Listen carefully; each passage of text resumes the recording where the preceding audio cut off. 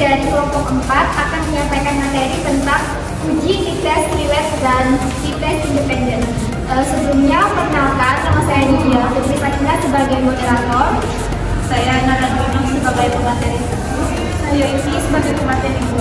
Saya Sri Nurmanilan sebagai pemateri 3. Saya Melody Steven sebagai pemateri 4. Saya Fitri Finanda sebagai pemateri 5. Dan saya juga sebagai pemateri 6. Berikut adalah pengertian uji tes independen. Uji tes independen ini merupakan uji perbandingan yang tidak memiliki hubungan atau tidak berpasangan, yaitu sampelnya bebas. Dan uji ini bertujuan untuk membandingkan antara dua sampel yang tidak saling berpasangan. Selanjutnya, ada pengertian uji tes relate. Uji tes relate yaitu paired sample test digunakan untuk membandingkan rata-rata dua variabel dalam suatu grup sampel tunggal. Uji ini menghitung selisih antara nilai dua variabel pada setiap kasus dan menguji apakah selisih rata-rata tersebut bernilai 0. Selanjutnya akan dijelaskan oleh pemateri selanjutnya. Terima kasih.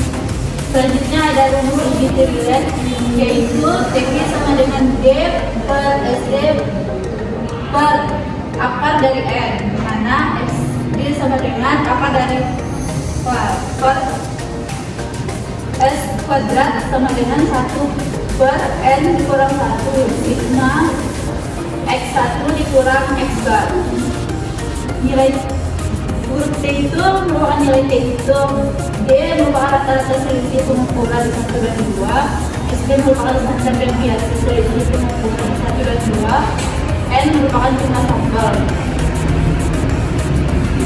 Selanjutnya ada rumus uji T independen, yaitu T sama dengan M1 dikurang M2 per akar dari S sum of square ditambah sum of square 2 per N tambah N2 dikurang 2 dalam kurung 1 per N1 tambah 1 per N2, di mana M1 merupakan rata-rata skor kelompok 1, M2 merupakan rata-rata skor kelompok 2, S1 merupakan sum of square kelompok 1, S2 merupakan sum of square kelompok 2, N1 merupakan jumlah subjek atau sampel kelompok 1, N2 merupakan jumlah subjek atau sampel kelompok 2. Dan rumus N1 yaitu sigma X1 per N1, rumus N2 yaitu sigma X2 per N2, rumus sum of square 1 yaitu sigma X2 dikurang sigma X1 per N1, rumus sum of square kelompok 2 yaitu sigma X2 dikurang sigma X2 per N2. Selanjutnya adalah langkah uji tes relate. Yang pertama, untuk menginterpretasikan uji tes terlebih dahulu, harus ditentukan nilai signifikasi alpha df sama dengan n kurang h khusus untuk paired sampel tes df sama dengan n kurang 1. Yang kedua, bandingkan nilai t hitung dengan T tabel sama dengan A berbanding dengan N kurang 1.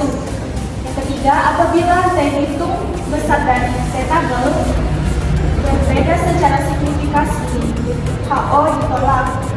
Jika T hitung lebih kecil dari T tabel tidak berbeda secara signifikasi, HO diterima.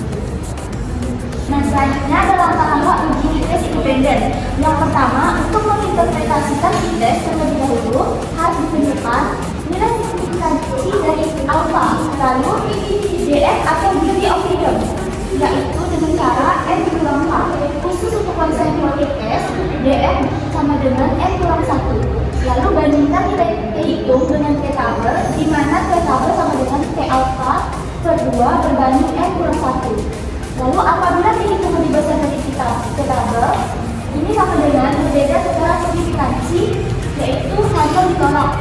Lalu apabila T hitung lebih kecil dari T tabel, ini artinya tidak berbeda secara signifikansi, yang artinya hasil diterima.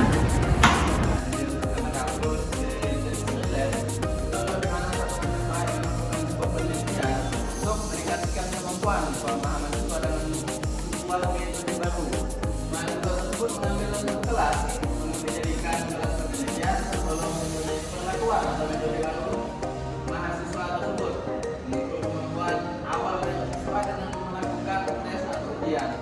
Kemudian siswa tersebut diberi pengakuan atau metode baru, yaitu pertama mahasiswa tersebut memberikan tes atau ujian. Selanjutnya yang kedua metode baru yang digunakan tersebut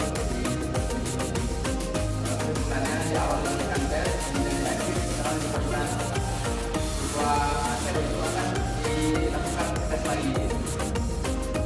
Nah, dimana sesuai jawaban ada sekitar 18 data yang dimana pre-test dan terdapat nilai post-test. Nah, jadi untuk menjawabnya yang pertama itu penulis hipotesis. Kemudian setelah melakukan hipotesis itu perlu taruh signifikansi, yang dimana dalam penelitian ini diambil taruh signifikansi sebanyak 5%. Kemudian yang ketiga statistik uji, yang dimana tolak 0 jika signifikannya itu lebih kecil dari 0,05.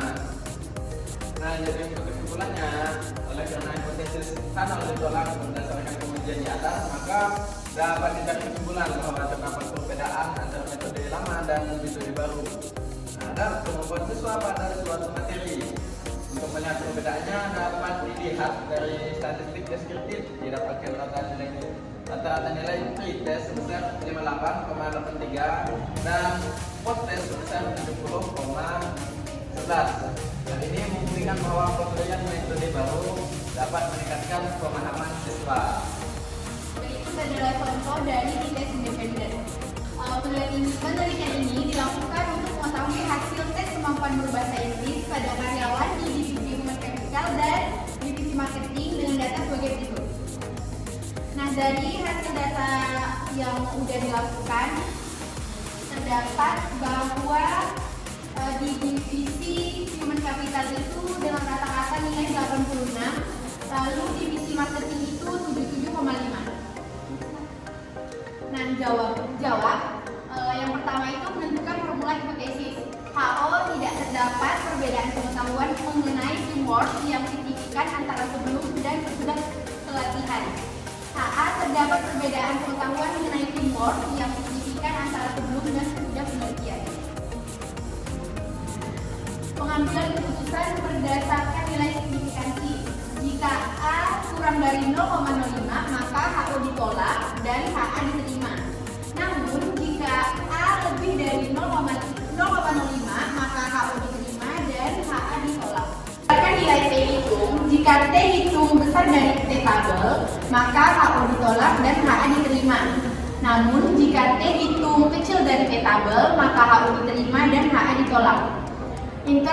Kemudian interpretasi hasil uji normalitas berdasarkan tabel output di atas.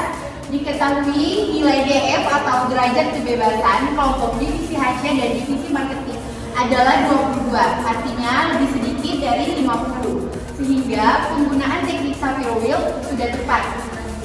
Nilai signifikansi untuk kelompok divisi HC adalah 0,291 dan nilai signifikansi kelompok divisi marketing adalah 0,396.